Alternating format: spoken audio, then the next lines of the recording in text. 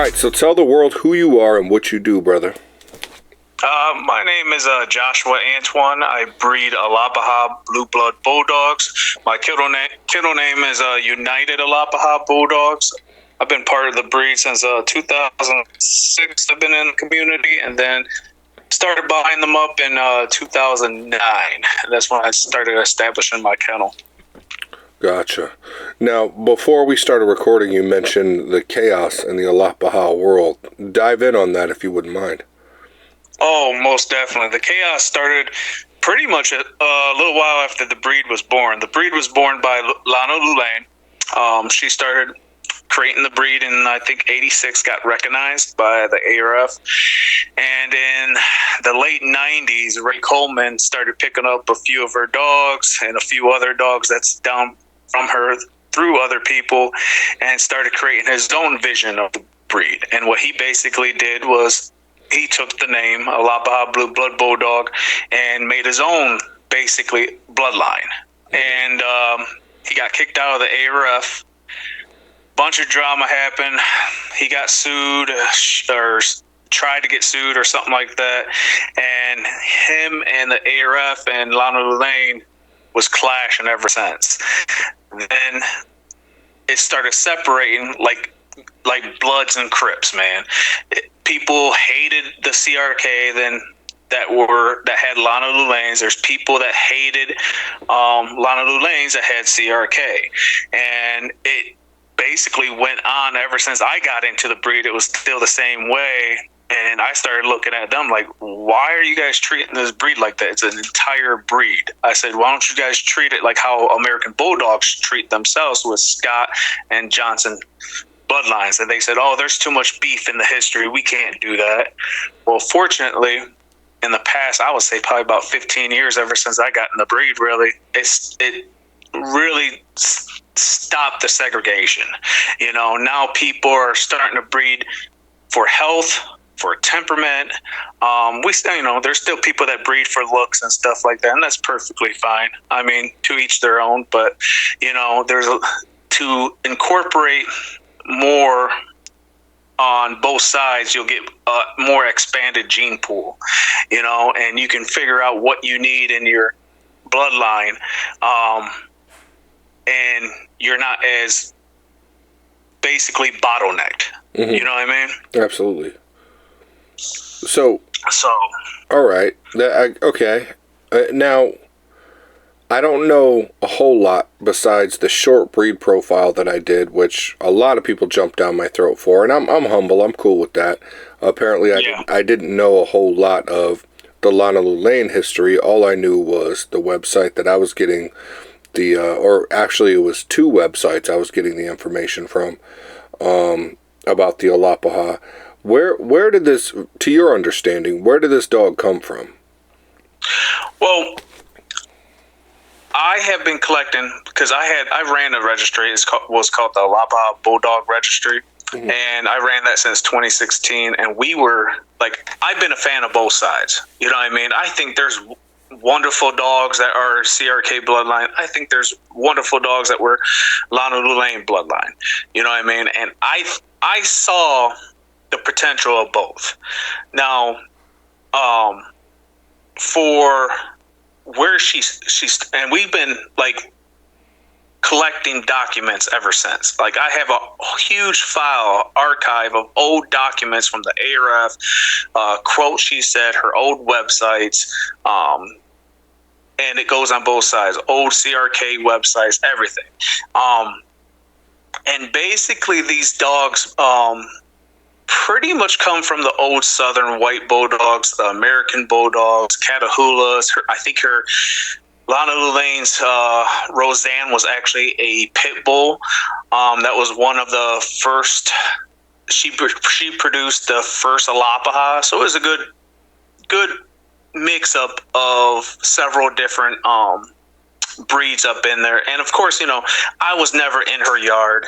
And even if you worked with Lana Lane, because I know a lot of people that I know a few people that have worked with her, and like I try to tell them, you only know bits and pieces. You don't know what was in there. You wasn't there 24/7, so you don't know what was happening. Right. There's rumors that she added Great Dane. There's rumors that she added boxers. All the sorts. And then that's where the Alapaha Blue Blood, her vision came out of. And she incorporated, if she saw a nice American Bulldog, she'll add to the gene pool too. And it got to a point where L. Walker, the ARF, told her, okay, you have your gene pool now work with it. And that's where she started from. Gotcha. Okay. So in your opinion and your experience, what really differentiates the Alapaha from your average American Bulldog? Now, that's a good question, because one of my mentors, Carl Brignaw from LSK, Land Shark Kennels out in California, he told me they're basically kissing cousins. They're very similar. I would say, because I'm not like real. I just know the basics of American Bulldog. I don't know like the true heritage, the details behind the stories, But I will say they're very closely related. Temperaments are very close to each other, but they're a tad smaller. They're not as huge as American Bulldogs. I don't want to like downgrade the American Bulldog or American Bulldog breeders one bit, so I'm not here to say anything derogative about American Bulldogs. I just feel that the Alapaha is basically a kissing cousin from them, and they're basically just a tad smaller, Mm-hmm. and has that color too. And I would also say, man, it's hard to really say about the temperament, because I've been around American Bulldogs, and some are good, some are bad, and I think it's just the same thing with Alapahas, man. You have some great Alapahas out there, and you have some Alapahas that are just basically liabilities. You know what I mean? Mm-hmm. Yeah, I've heard some of them could be downright psychotic. Yeah, you'll have that. I mean, but that comes down from people not really evaluating their dogs right and being a backyard breeder. Like this breed, like I told people, has been in the backyard stage forever, since 1986. Mm. And what we've recently done was start the recognition process for UKC with them, for people to start having a goal with them and having somewhere to go, because so many registries pop up, then we have problems with registries too. If there's a guy that doesn't like you or doesn't agree with your not breeding practices, but the way, let's say you're breeding for health and temperament, you'll get kicked out, Okay. So, and then you won't get paperwork, and you're, SOL, shit out of luck. Mm. So when we started the ABR, we wanted a safe place for all Alapaha enthusiasts to register their dogs and be able to make this a legitimate breed, not just some bullshit backyard breed. Right. I think there's a handful of breeds out there right now that are all suffering from the same thing. Yeah. There's certain people that really want to establish it the right way, and then there's certain people that are just kind of hanging on by the coattail of the name of the breed, as opposed to really doing their homework and doing it the right way. As far as your yard, how many dogs do you have? Retired or breeding? Because, some of our dogs, we got quite a few dogs that's retired. We got about maybe six to 8 dogs retired right now. Mm-hmm. We didn't breed for quite some time because I was building a house and I just didn't have time for it. Mm-hmm. I worked and all that stuff. And now now that we're settled into our new house, built our kennel, built our yard up for the dogs and everything like that, we're starting to get back into breeding, and we're starting our farther generations now and starting to rebuild our kennel a little bit. Mm-hmm. Because I'm very selective, man. Like I don't do this shit for money. I had a great job, great career. When I got into it, I was just a straight fan man boy for this breed. I got the dogs. I started working with them. I started doing things with them, and I noticed little things here and there that I needed to fix. A lot of bad temperaments, bad joint hip issues, and I'm like, look, this ain't it. You know what I mean? We got to start breeding better. And fortunately, I selected the right dogs and did the right mixture of genetics, and now my kennel is pretty much one of the best in the entire breed when it comes to having good hips, temperament, the whole nine, because I truly believe I try to breed for a overall great dog that has solid soundness to him. So good temperament, prey drive, just all around working dog. So walk me through a little bit of your environment. Where are you located? I'm in Walbridge, Ohio, just out of Toledo, Ohio. That's about northwest Ohio, near Michigan, and pretty much cold climates. You know the deals with Ohio. One day it's 70, then next day it's freaking freezing. Gotcha. How do they manage the cold? Do they do well? They do pretty good, but I got a heat stove for the dogs. So during the winter, I just throw some wood in the heat stove and keeps their entire kennel like this year. It dropped down to like -10, and it was 70 degrees in their kennels. Okay, very cool. And then in the summer we have an AC system. So heat AC system, and I just hooked up ceiling fans, and so when it's like we close the dog doors down when it hits about 90 degrees, about 88, 90 degrees, I'll close the dog doors down and let the AC push. And what kind of setup are you using? You have like a barn kennel system? Yeah, we got half the dogs that live inside, half the dogs in the barn kennel, and then some more dogs that's retired that live with my mom. Gotcha. Okay. So they live the good life, you know what I mean? Pampered and all that. Yeah, absolutely. So walk me through a little bit of your feeding regimen. Feeding's just basic. I mean, we buy bones, or we buy cows and stuff like that, quarter cows, half cows, and whatever else. And usually a lot of times we'll get like the liver, bones, everything like that. And I kind of give them a little bit of raw with basic kibble food from Sport Mix. Nothing crazy. Okay. I've heard of Sport Mix a time or two. I've never used it. Is it any good? Is it solid? It's always worked for me, man. It always worked for me. I think for Sport Mix, there's only been like, when I first started buying Sport Mix, they never had a recall. Then they had a recall from a particular, I think, plant in Indiana.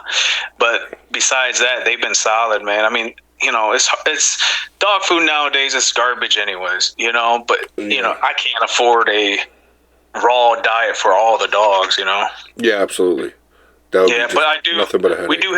We do have chickens and ducks, and these guys get probably like three eggs a day. So that's good little protein and fat for them. Yeah. Do you feed the eggs raw, or you cook them up? We hard boil them. I don't try to run that risk of salmonella or anything like that, or E. coli. Gotcha. That's smart. You're actually the second person to tell me that. Like, just boil them up real quick, grind them up, throw it in their food. Yep. That's pretty much it. I give them the shells and everything because it's good calcium for them. Yeah, I gotcha. Okay, so use any kind of supplements like to add to their food, or honestly just fish oil. Just squirt a little bit of fish oil in there and it works good for them. I haven't ran into skin issues at all. I know that's out there in the breed. I haven't ran into rashes too much at all. I mean, most of the time if something happens, it's because they were sitting there rolling in the weeds.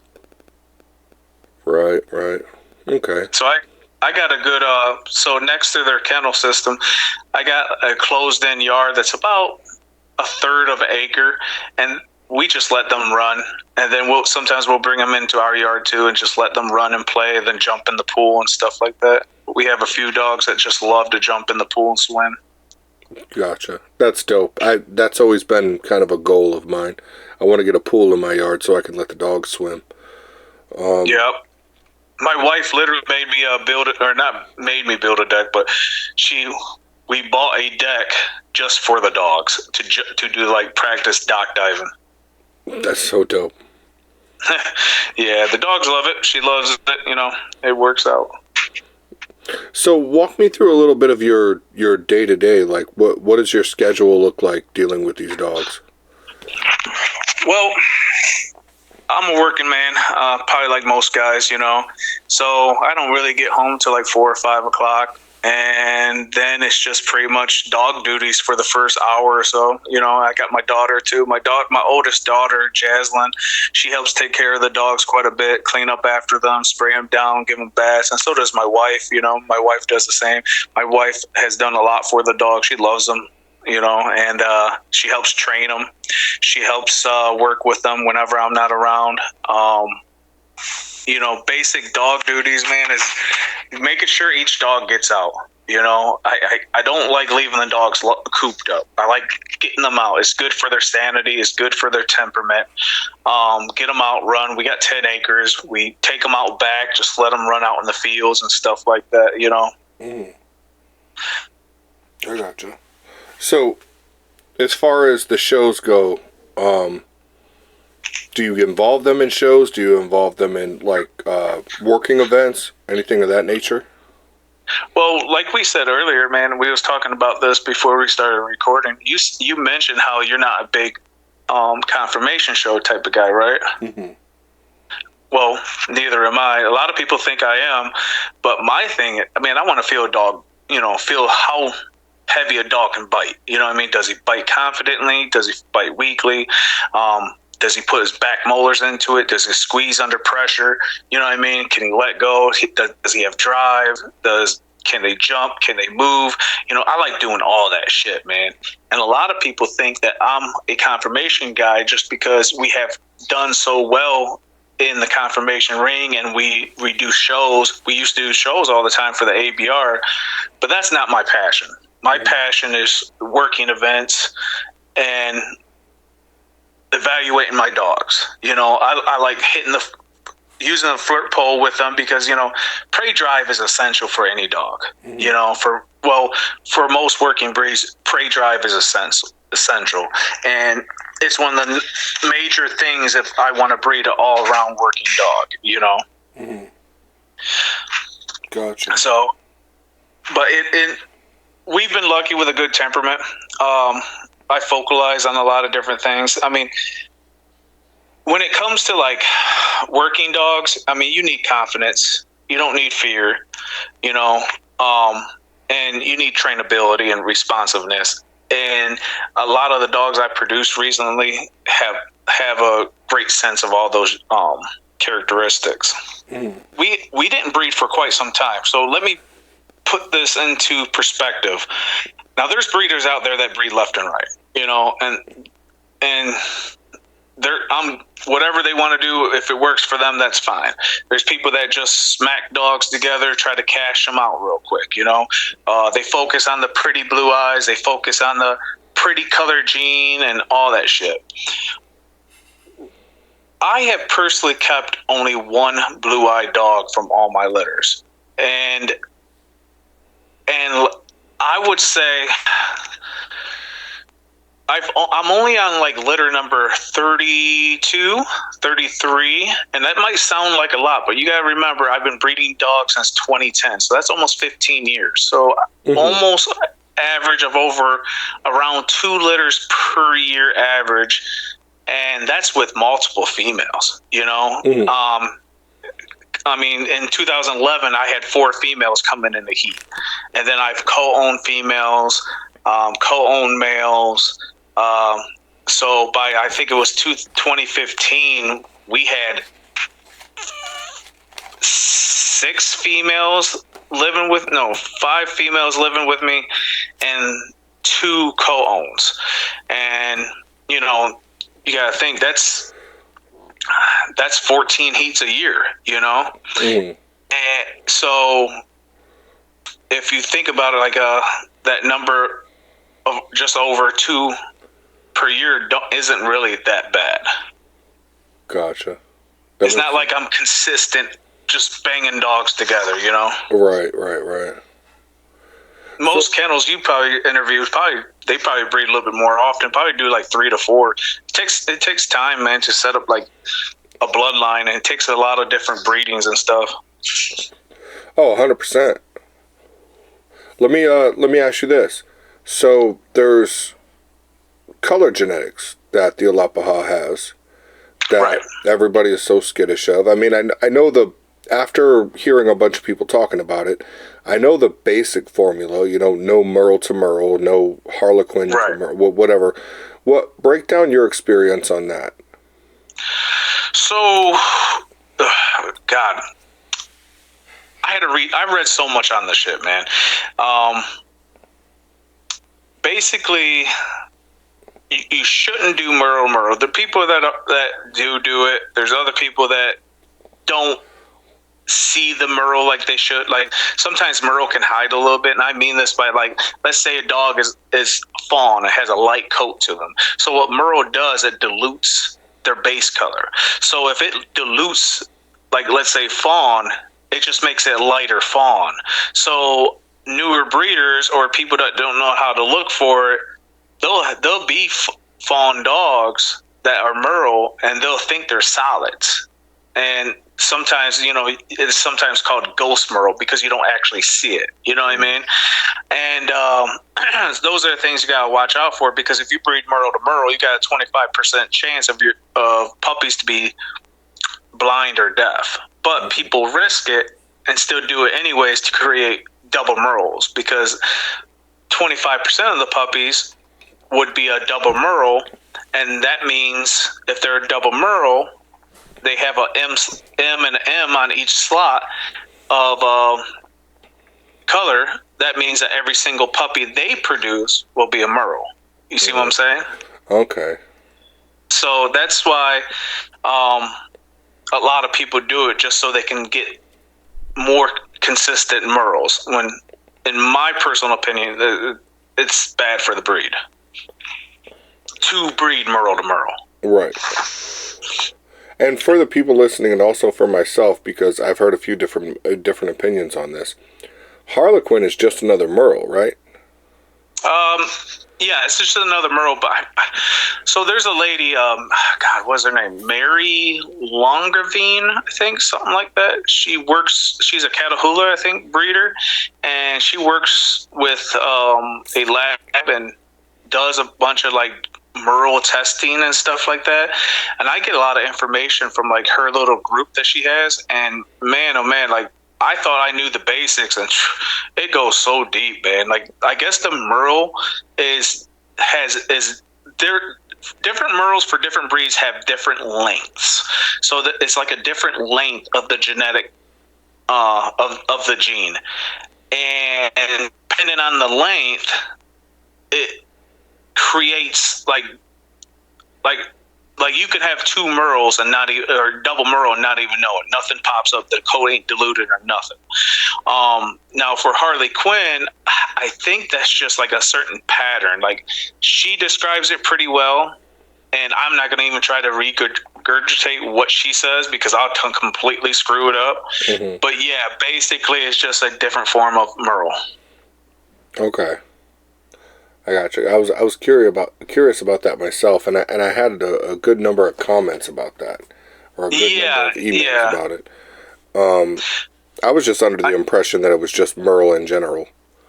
And I think it is pretty much. For the most part, it is, but it's just a different. It's like a more prominent Merle. You know what I mean? It like dilutes more and stuff. Like I said, she can explain the shit out of it, you know?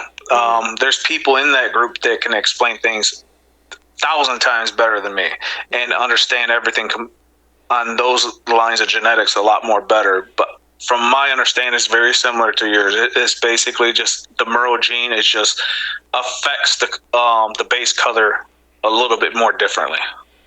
Gotcha. So as far as your yard is concerned, who would you say your number one dog is, if you had to choose? Right now would be my 5th generation dog, Jareth. That's actually my wife's favorite dog, and he's by far just a great. He's not big. He's only like 21 inches, about 22 inches, 80 pounds. You know, he's at the bottom of the male standard, but God, that dog just... I had a dog named Dillinger, but I'll talk about Jareth right now. Jareth is basically like, he just loves my wife. Like, no one can put a hand on her, nothing like that. Like people can obviously shake her hand and everything, but I'm talking about, like, if we get in an argument or someone tries to get loud with my wife, that boy's ready to go through the window. You know, that boy has confidence. That boy has courage, defense drive. He has hardness. He's nerve stability. Nothing fucks with the dog. He doesn't have anxiety or crazy shit like that. I mean, he's just a bold overall prey drive and playful dog. And at 5 years old, he still moves like he's a puppy. I had another dog that was my second generation dog, and his name was Dillinger. And that dog was a different type of phenotype. So he looked more like basically like a smaller Scott American Bulldog, had the longer nose. Everyone in the breed would be like, oh, he's a pit bull. No, some of those old school traits just popped out because I went to old school blood, you know? And that fucking dog, man, amazing with the kids. Take them to parks, soccer practices, everything. But man, that dog will listen on a dime. I mean, because obviously, you know, anyone with Bulldogs will know that Bulldog fights happen. You know what I mean? It's just what they do. They're meant to be assholes, you know?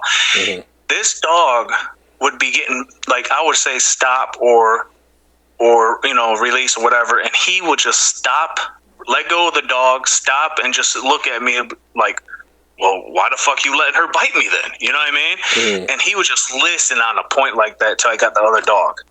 And no one could make that dog tuck his tail.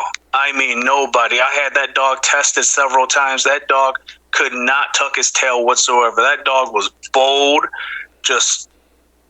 and he was man aggressive too. Not like to the extent where I had to watch out for everyone that pet him. You know what I mean? Because that's just a liability. But he was, when I gave him the go, that's when he was ready to go after someone. You know, I gave him the yes, and it's all game on then. He was a great dog too. I got several dogs down from him. Gotcha. Okay. Excuse me. One other question I had for you. Okay, so when you've bred a lot, you said 32 litters in your experience? Yes, sir. Okay, so out of 32 litters, I'm sure you've gotten a grasp on, you're looking at a litter of puppies, and by the time they're 4 weeks, 8 weeks, 12 weeks old, how are you deciding what your keeper is? What are you looking for? That's a pretty good question, man. A lot of people ask me that. You ever heard of the sea bark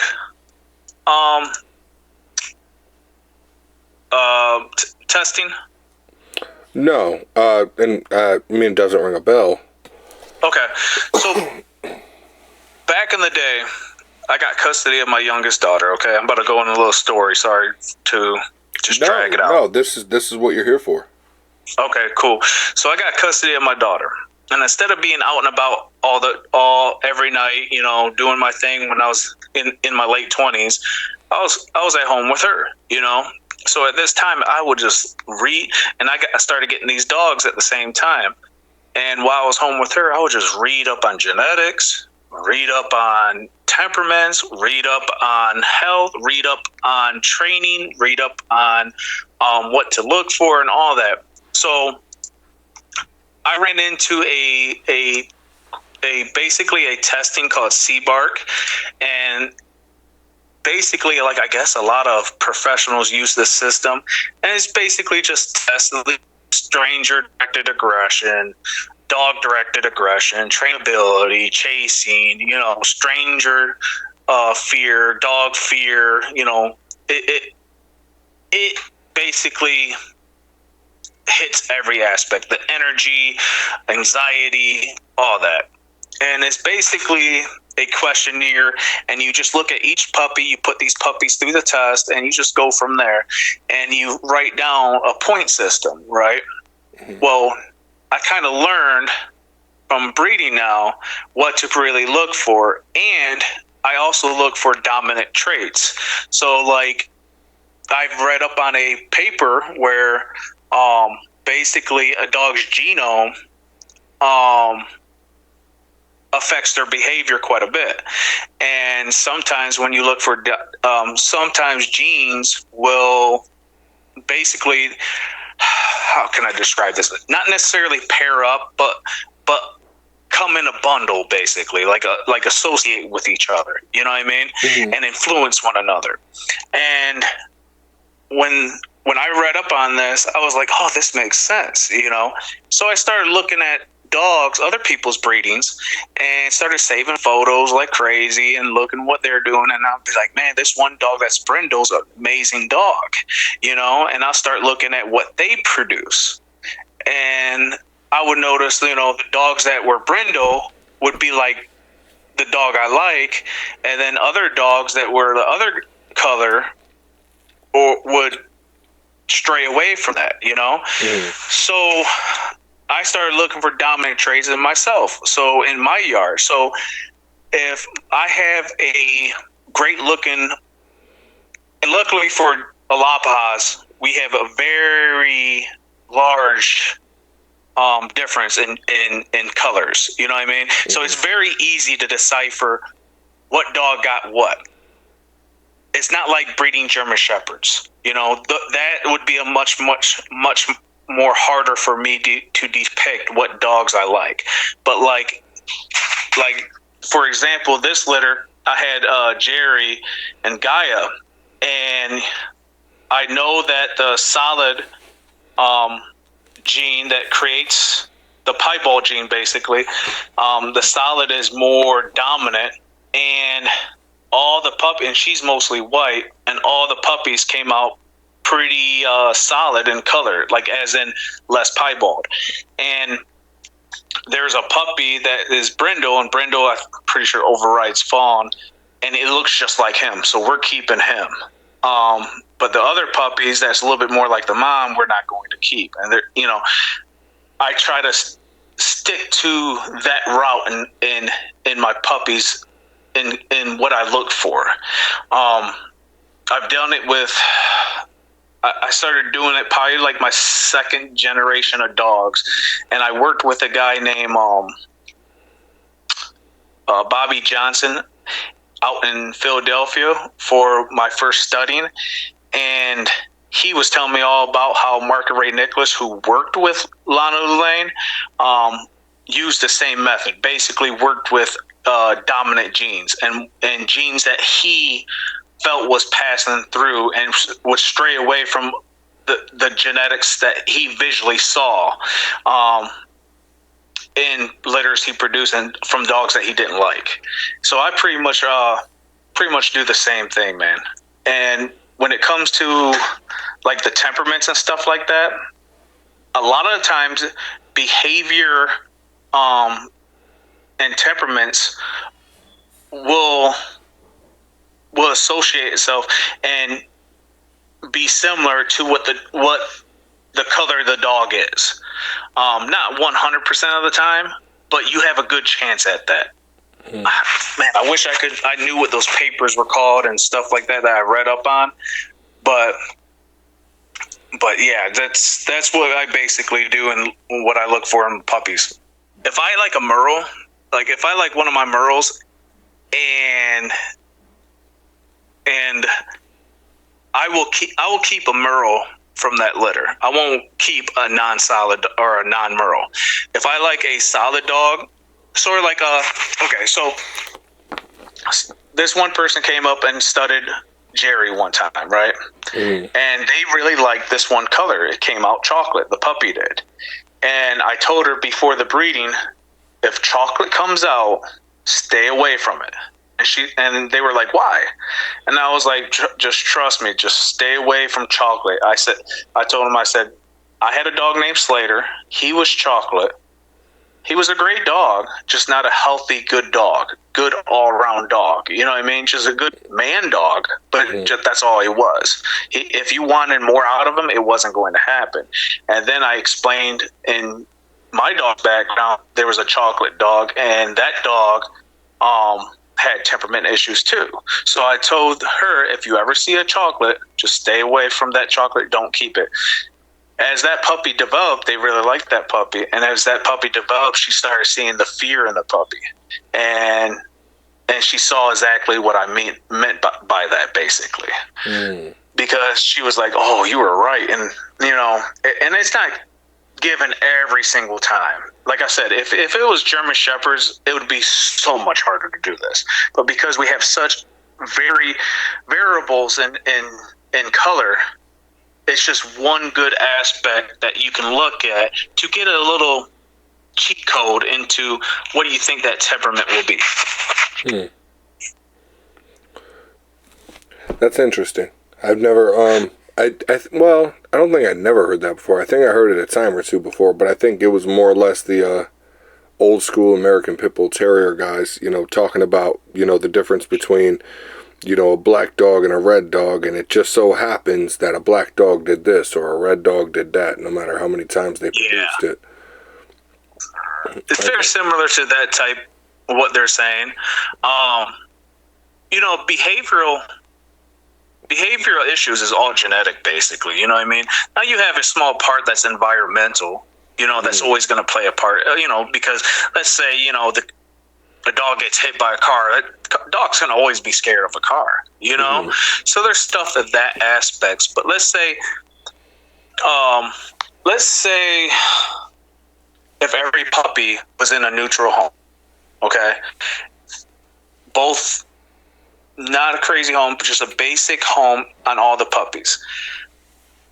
I want to create pups that will grow up to be solid, not aloof, to be outgoing, eager to please, and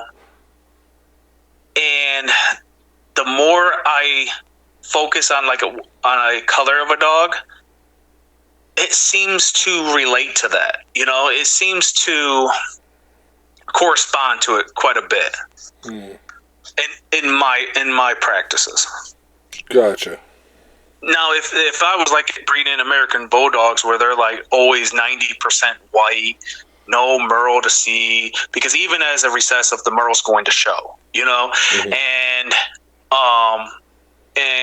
mostly brindles, it'd be a little harder for me to do something like that, but because of all the different variables, then it makes it a little bit more easier for this breed.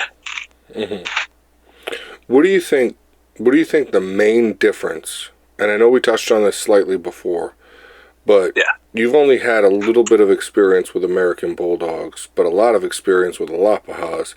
What do you think the main difference is? What do I think what is? The main difference. Man, if you got a good Alapaha, I think the trainability is a little bit more different, because I've been around quite a bit of American Bulldogs, and some are trained great, but then you look at the guy who's training them or the owner, and they're on point. So I'm trying to look at this as a basic normal home, and I would say the trainability for the Alapaha would be there. It would somewhat be more ahead of the American Bulldogs on the average aspect, you know what I mean? But like I said, I like American Bulldogs, and I'm not trying to downgrade them, because a lot of people, when I tried to stuck up for my dogs one time, this American Bulldog breeder got real mad, which I get, you know what I mean? But that's why, I can only go off my personal experience. I might go to American Bulldog, show and be like, hey, I'm fucking wrong, Yeah. So I can only say what I personally have seen, and have. Now, I've seen quite a few American Bulldog females that look just like my dogs. I mean, you would think they were American Bulldogs, you know? Mm-hmm. So, like I said, it's that very close relation. It's sort of like, you know, like what pit bulls and like the Scott American Bulldog didn't like Scott or something like added pit bulls. Yeah, you know. They're all related, but yeah. Yeah, and Alapahas are the same thing, just add a little bit more sugar and spice. That's all. Right. So, outside of that, when you're looking for your ideal candidate to purchase one of your dogs, what would you say first? Like, what are some of the boxes you have to check before you'll even sell somebody a dog?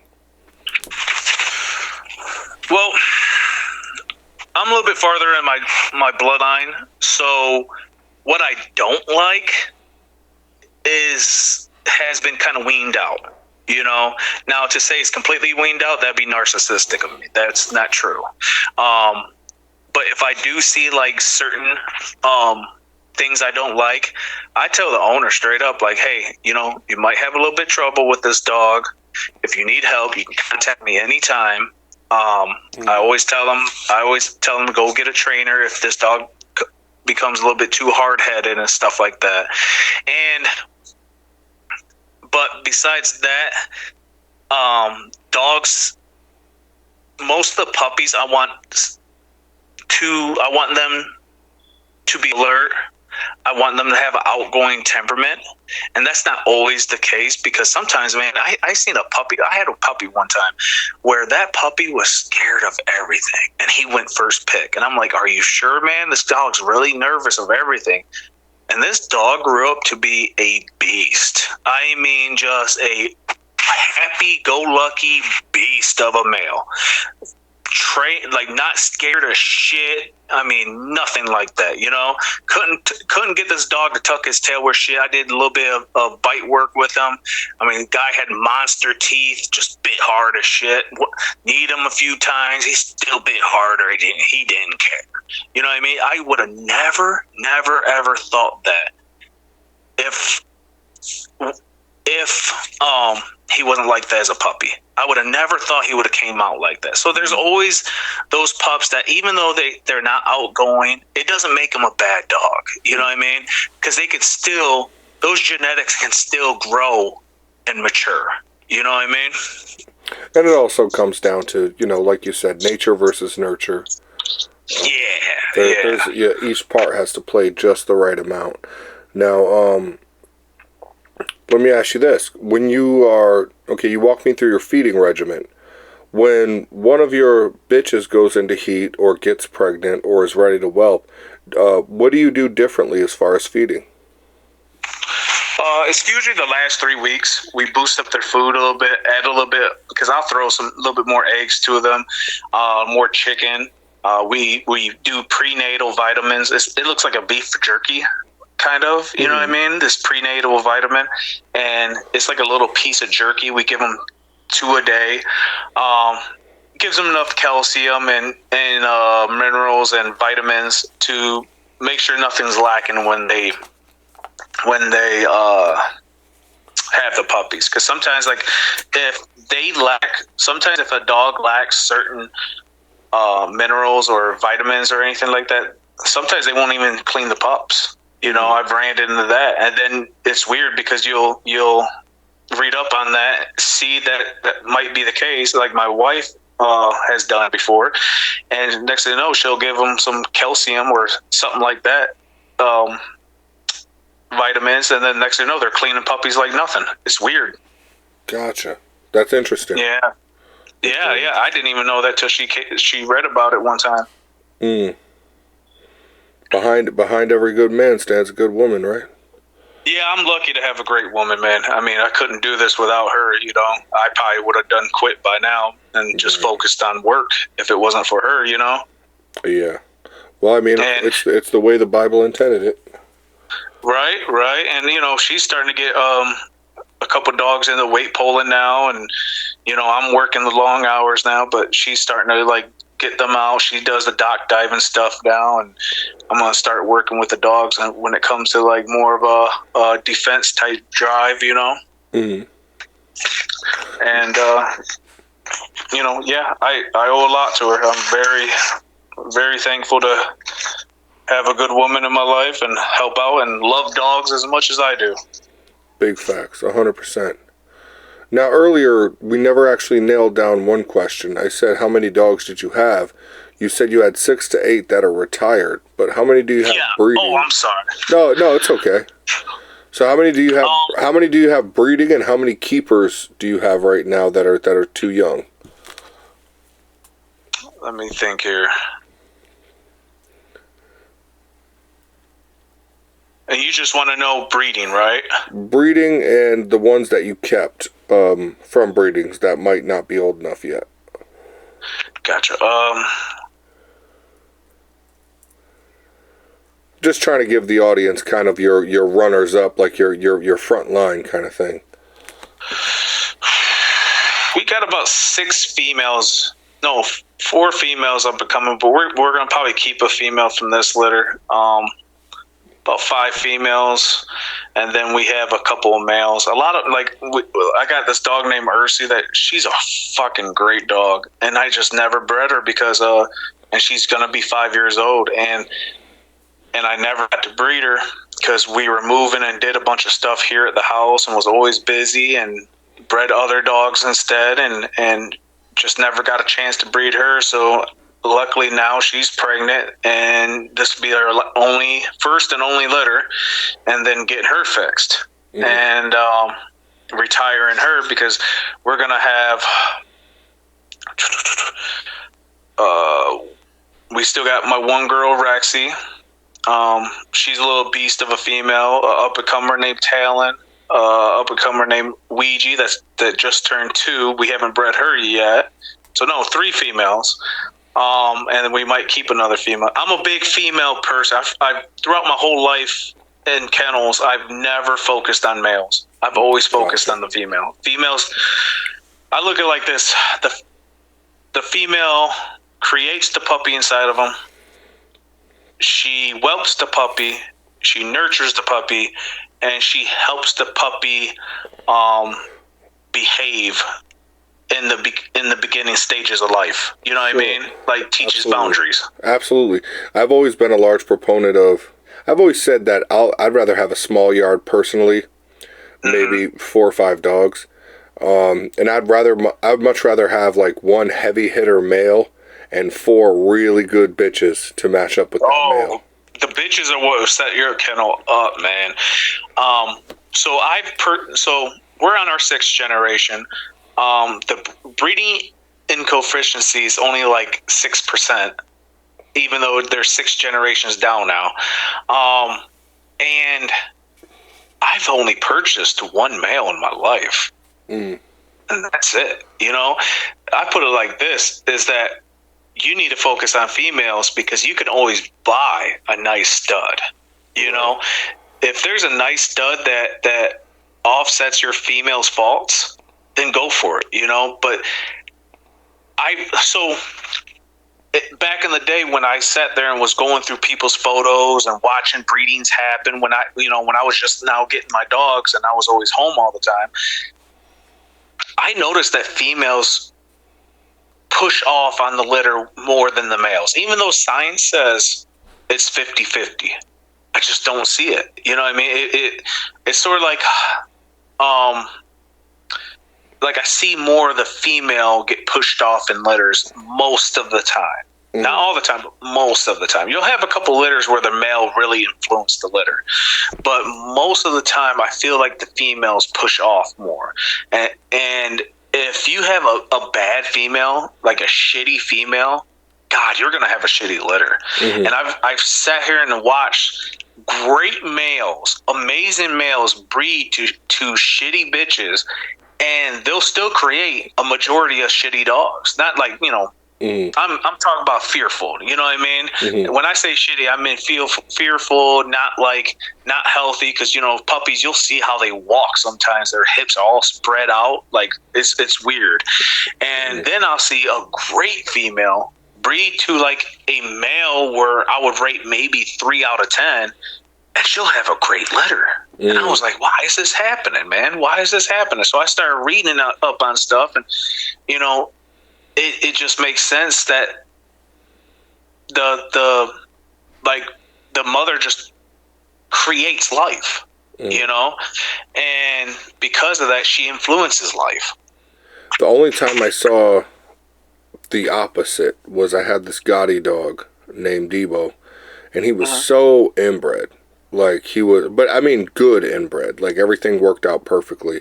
Yeah, he was like, Juan Gotti was in there 15 times, and Gotti's son Scarface 7, 8 times, whatever.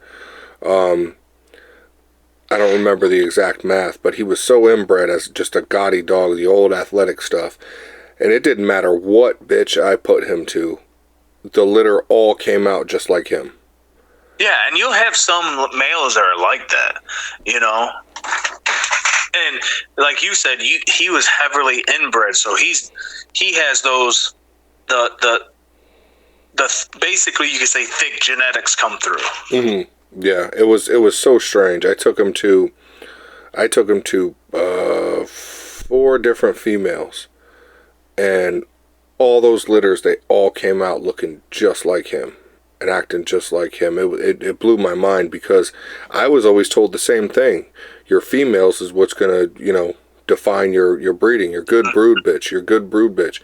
But when it came to him, it was fucking ass backwards, dude. Like, yeah, you'll have dogs like that. But dogs like that though. I mean, I have a short list of dogs that it was just like, man, 1 in a million. That I came across. It was just like, shit, man, if I can get that. It just makes me wish that before the dog was retired or passed away, that I could have got some frozen semen off him or something. But yeah, I know how that is, man. My boy Dillinger, he died from stomach cancer, most likely dog food. You know what I mean? Because they put shit in dog food. Yeah, it's the bottom of the barrel type of. At the plants, at corn plants and shit. But anyways, I wish I had some sperm frozen of him, man. I would, even though people didn't like him as phenotype wise, but his temperament, his behavior, A1, man. I would breed back-to-back dogs like that. I don't care. Yeah. Because when it all comes down to it, like I said before, it's about the soundness of the dog. The dog has to have the right temperament, trainability, prey drive, the behavior, where everything, all cards line up. How can people get a hold of you? I have the Facebook page, United Alapaha Bulldogs. I have my website, United Alapaha Bulldogs. I have Instagram, United Alapaha Bulldogs. I have a YouTube channel. Just type in United Alapaha Bulldogs into the YouTube channel. And, my email is UnitedAlapahaBulldogs, gmail.com. If anyone can hit me up anytime. I'm pretty open about stuff. I don't mind speaking with people, helping them learn on things, if they have questions about the breed and stuff like that, I'm one of the most non-biased people, I would say, of this breed. Like, I don't lean more towards one bloodline or the other. I just like a good overall dog. And I tell everyone that. Like I tell people, stop looking behind the pedigree and look what's in front of you. And if you can meet the parents, look what's in front of you and see what you got. Because those dogs are like 5-6 generations back. Yeah, they help make up those genetics, but they're not influencing them. What you see in front of you is what's influencing them. I've always agreed with that. I said once you get past like 4 generations, those dogs don't have nothing to do with what's in front of you. I tell everyone that. I say 3 generations, and that's when we ran the registry, we would only go 2 generations behind and list all the confirmation, working, or health that dog has received, because those 2-3 generations, that's what you're really working. 100%. When the BBF, when we send out pedigrees, we only do the dog, the parents, and the grandparents. That's it. Because that's it. That's all you need. That's all you really need, because that's going to tell you everything you need to know. I mean, it's cool historically to have 4, 5, 6 generations and all that stuff, but it's not really needed to understand the quality of dog that's in front of you. And you take that plus the dog in front of you. I stress that too, just like you just said. It's that parents and grandparents plus the dog that's sitting in front of me. What do I actually have? Because you could wake up certain genes if it's within the parents and grandparents, first generation grandparents. 100%. You can wake up certain genes that you're having a hard time with. I've seen dogs that when they were a puppy, they were skittish and didn't come out of their shell. But by the time they got 2, 3 years old, they were an absolute savage. Yeah, and remember I just said that about that one dog I was telling you about? It just would not come out of a shell at all. Just stood there, just wouldn't even stand up out in the yard. It just was constantly scared, and the guy picked him first. I'm like, are you sure?